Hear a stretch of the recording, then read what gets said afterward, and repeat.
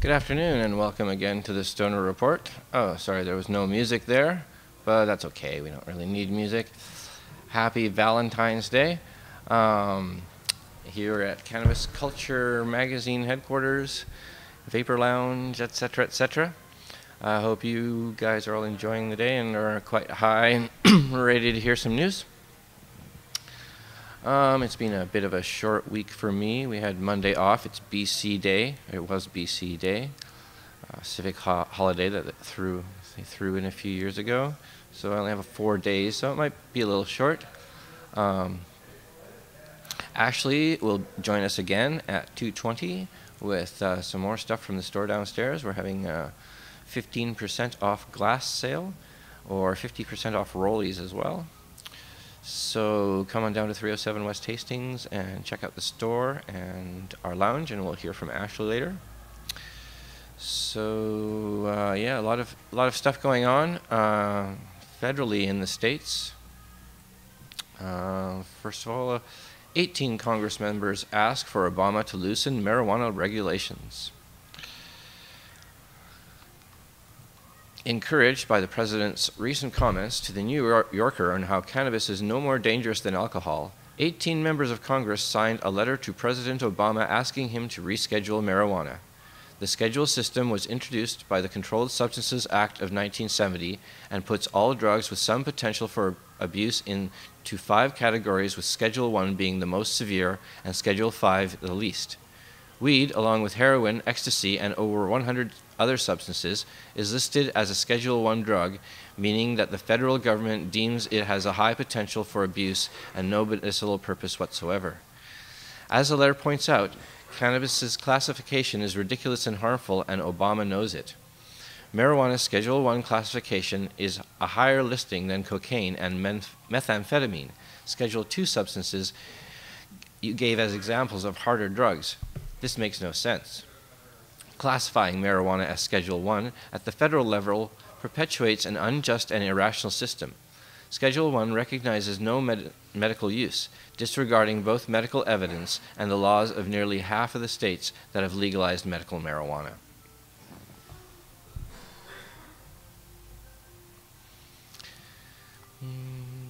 Also, on the U.S. federal level, the Obama administration calls to restore felons' voting rights. Recently, the Obama administration continued to focus on criminal justice reform by zeroing in on felony disenfranchisement and calling for the restoration of voting rights to former felons. In a speech during a criminal justice reform event at Georgetown University Law Center, Holder called the laws that disenfranchise unnecessary and unjust, and said that they rooted in centuries-old conceptions of justice which were often based on exclusion, animus, and fear. As someone who has already advocated for the reform of felony disenfranchisement laws, I was elated to see Attorney General Holder step forward on the issue. In 1997, when I was released from prison after serving 12 years of a 15-year life sentence under the Rockefeller drug laws, I had no clue about my eligibility to cast a vote. When I went to register to vote, I was stunned when they informed me I had to wait until I was the first released from parole. In New York, if you are convicted of a felony, you automatically lose your right to vote. But that right to vote is restored once you have completed either parole or your maximum sentence. If you are on probation, your right to vote is never taken away. I felt the pain of felony disenfranchisement since it seemed I was being further punished for my crime. I saw my neighborhood deteriorating around me, but I was powerless to do anything about it by casting my vote. After 5 years, I got off parole and was able to cast my first vote since being released from prison. I felt relieved that I was fully welcome back in society as a citizen and my ability to cast a vote. Holder confirmed what I had said when he went on to say that felony disenfranchisement laws date to a time when policies were used not to improve public safety, but purely as punitive measures. And that was by Anthony Papa, who relates some of his personal experience. And this story just came in today, also on the federal level, a fantastic story. The feds give historic green light to banks working with medical marijuana businesses, or marijuana businesses as well. I guess that would mean Washington and Colorado's recreational pot. Banks were given a green light Friday to offer services to the legal marijuana industry, but must continue to report any suspicious activity specific to that industry to federal authorities.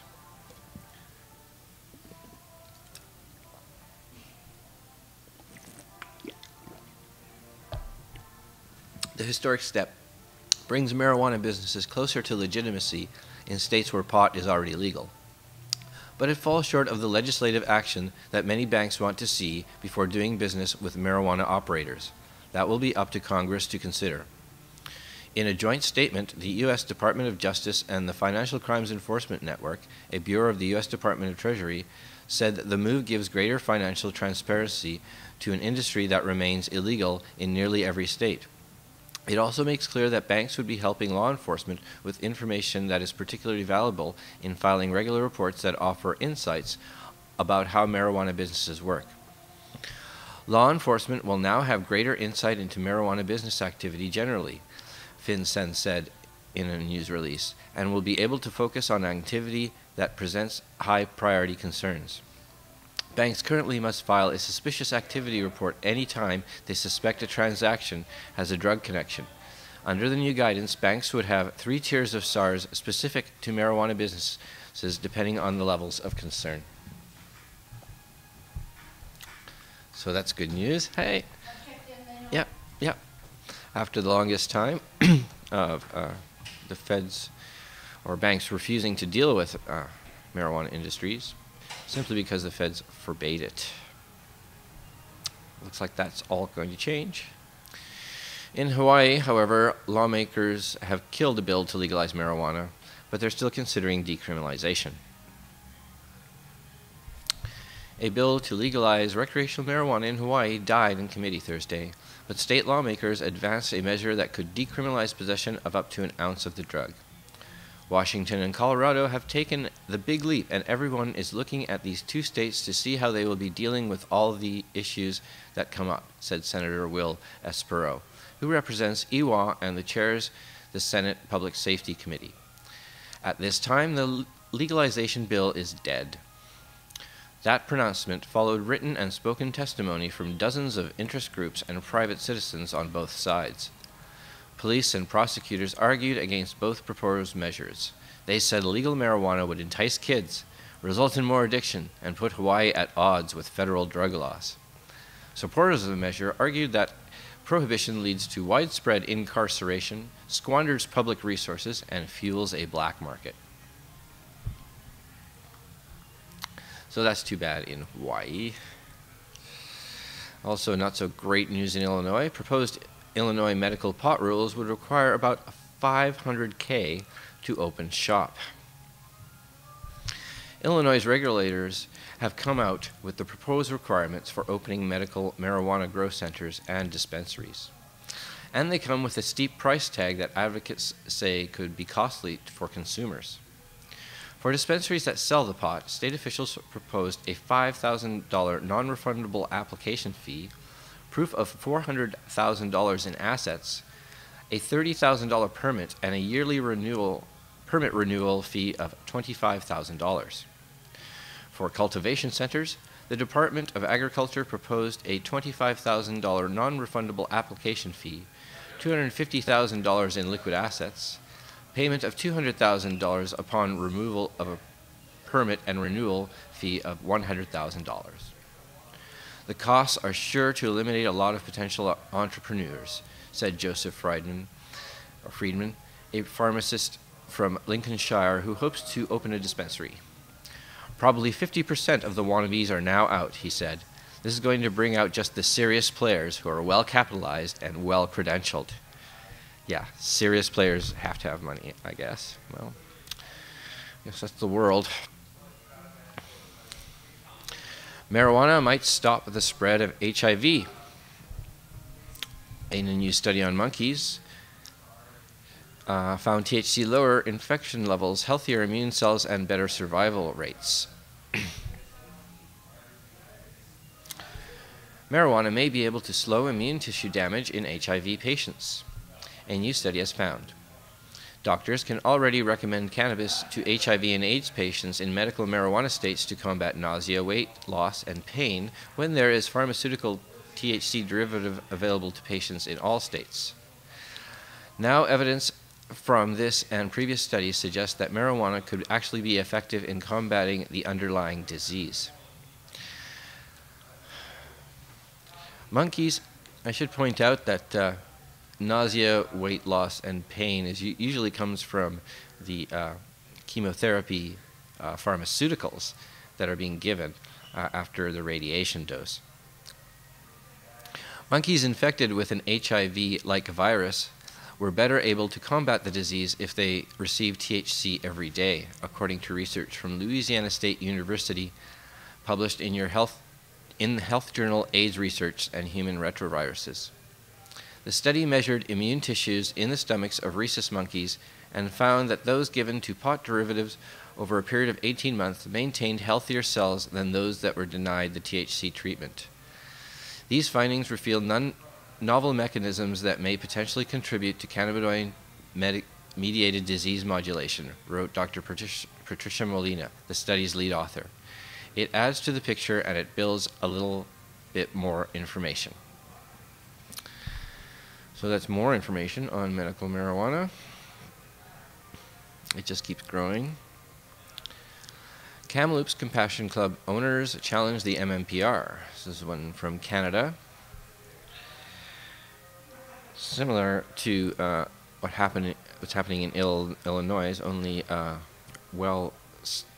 well-backed companies are going to be allowed to sell cannabis these days because the restrictions are rather high. Canada's messy, controversial world of medical marijuana is coming under more legal scrutiny as two British Columbia men launch a novel constitutional challenge to the federal law that bans compassion clubs. The legislation violates the rights of patients to life, liberty, and security of person by depriving them of well-tested, reliable pot sold by the clubs, they allege, in a challenge to be filed in court Tuesday. Carl Anderson and Wesley Jenkins ran such a club in Kamloops, BC, but in 2011 the Royal Canadian Mounted Police charged them with drug trafficking. Trying to shut down non-profit retailers forces people authorized to use medical marijuana to seek out street dealers and consume cannabis that may lack active ingredients that they need, argues the application under the Charter of Rights and Freedoms. The result can be bad for the consumer's health. When the interests of state are basically nothing more than to make life difficult for people who are ill and trying to improve their health, that's a major problem, Mr. Anderson said Monday. If somebody can go buy enough Oxycontin to kill a whole school full of children at the pharmacy, why can't I go buy my medical marijuana from the dispensary? A spokesman for the Federal Prosecution Service could not be reached for comment. Almost at the end here. Hopefully Ashley will get back. I know she's around. I told her to take her time. That may be a mistake, and I hope she hasn't... so we've only got a couple more stories left. We'll get to 2:20 and smoke a joint and then see some stuff. The Italy court strikes down drug law, blamed for prison crowding. Italy's constitutional court on Wednesday struck down a drug law that tripled sentences for selling, cultivating, or possessing cannabis, which has been blamed for causing prison overcrowding. The Constitutional Court said the law, which was passed in 2006 by Silvio Berlusconi's conservative government, was illegitimate, without giving further details. Some estimates suggest 10,000 people may be released from jail as a result. The law was the primary cause of Italy's prison overcrowding problem, according to prison rights group Antigone, which said that 40% of all inmates were serving sentences for drug crimes.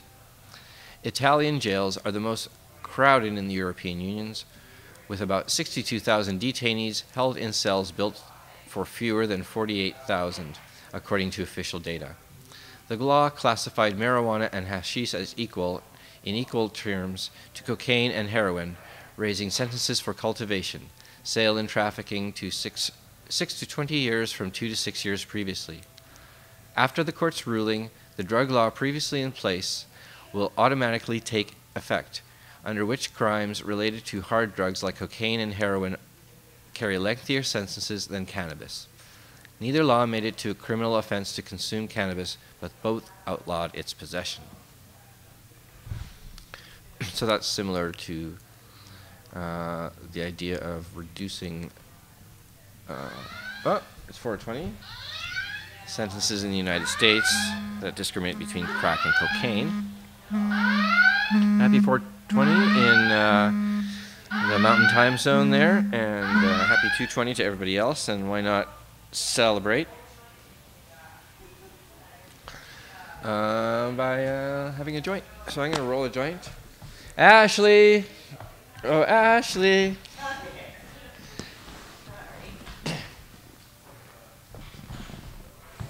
Okay, well, why don't you show us what you got this week, and I'll roll us a joint to smoke. All right, so today I've got a vaporizer, one of the most popular vaporizers we've had, I think. This one's an herb vaporizer, and it's been selling like crazy. This is the PAX vaporizer.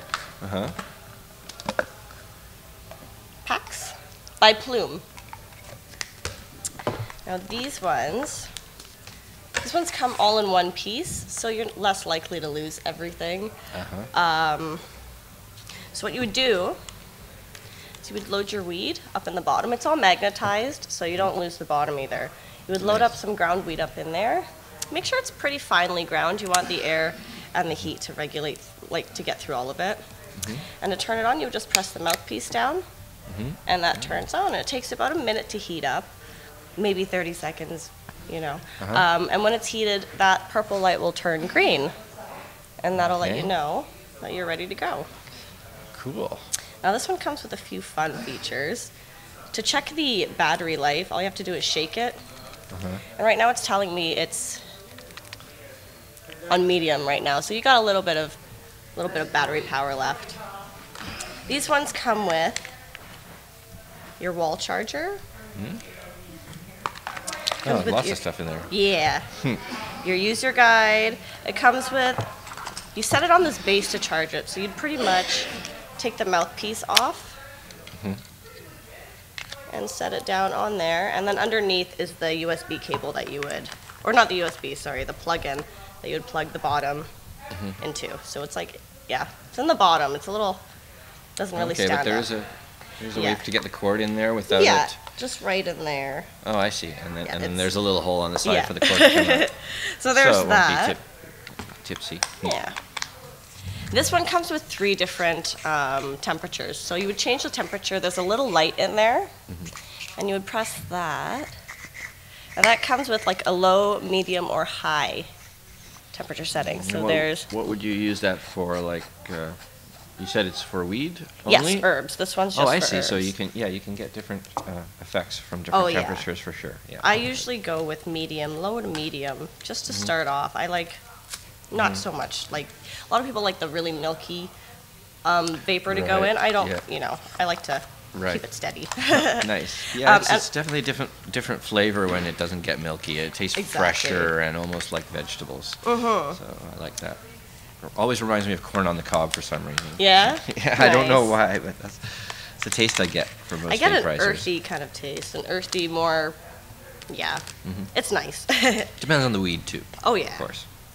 Now this one, it's low maintenance usually. All you'd have to do is take the mouthpiece out, which is just you pop it out, and it comes with sterilizing wipes and pipe cleaners.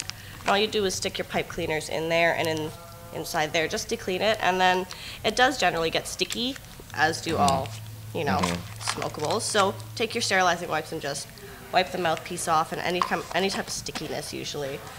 And I can actually say I use the PAX. I love it. It's one of my favorites so far. Oh, cool. So Nice. I can vouch for that. All right. And what else you got?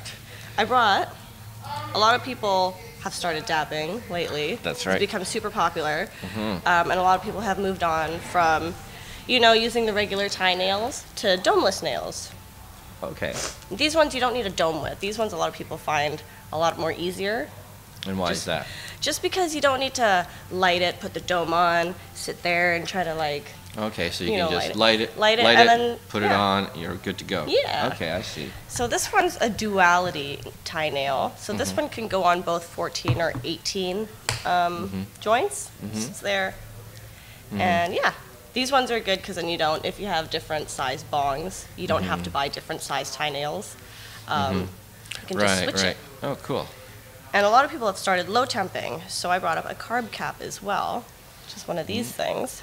Okay. So what you would do, instead of just heating it red hot and then dabbing, which is what people started doing first, a lot of people like to low temp where they get it nice and hot, wait maybe 10 seconds, and then dab onto this.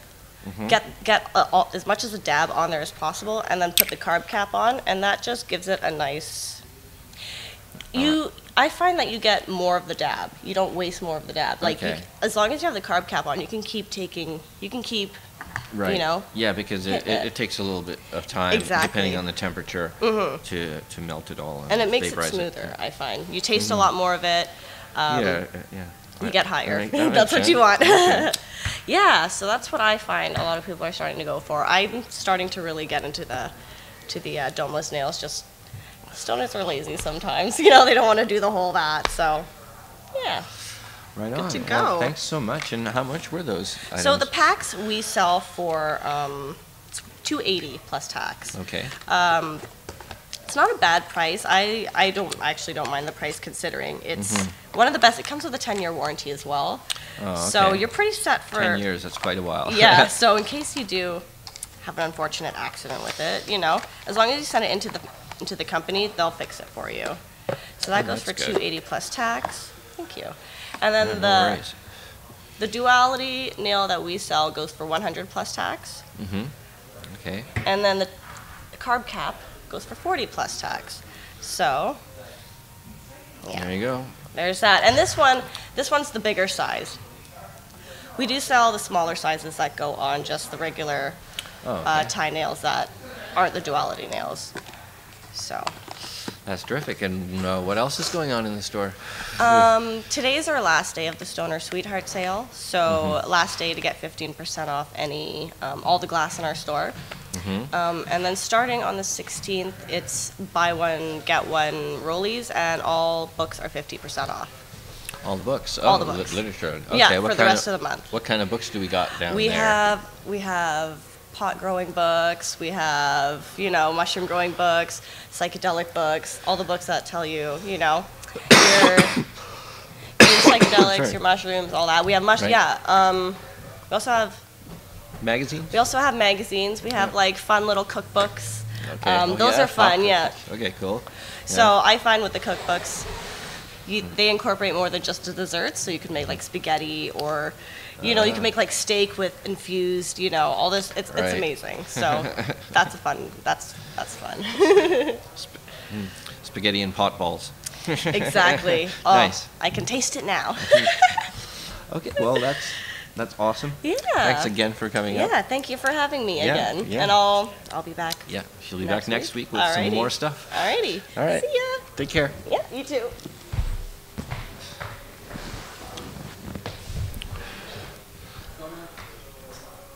Hey there, chat. How's it going in there? All right. Looks like we have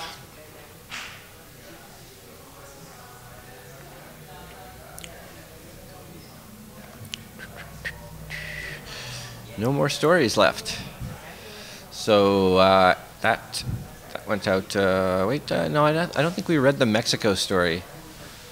No, we haven't read the Mexico story yet. So we're going to read the Mexico story, and then I'll bid you adieu. Why Mexico's drug war is not about drugs. We aren't against drug traffickers, says a self-defense leader. We are against organized crime. Major events these days in Mexico's 7-year-long criminal conflict have precious little to do with the war on drugs. In the past year, the capture of town after town by volunteer police and citizen militias in the Pacific Coast states of Michoacan and Guerrero have roiled and embarrassed President Enrique Peña Nieto's government. Officials have dispatched thousands of troops and militarized police to contain the self-defense groups, which claim that they're filling a vacuum left by incompetent or corrupt officials. But many of the civilians taking on the gangs that control the region say that they care little about illicit narcotics, which have been supplying the U.S. and Mexican consumers for decades. They just want the criminals to leave ordinary residents in peace. Drug trafficking has always going to continue, says Niftali Villagomez, a 66-year-old butcher who now commands nearly 400 armed vigilantes in Tierra Colorada, a rural market town 35 miles north of the gang-ravaged resort of Acapulco. We aren't against drug traffickers, he says. We are against organized crime. And organized crime is one of the most disgusting features of the war on drugs and prohibition in general, and one of the major reasons why we should end it. And on that note, I'll be ending the show. So thanks again for joining me. I'm Marius Stoner of Cannabis Culture Magazine. Come visit us at 307 West Hastings, last day of the bong sale, and then on Sunday you can get 50% off books, like Ashley mentioned. So come down, come visit the lounge, come visit us in the office.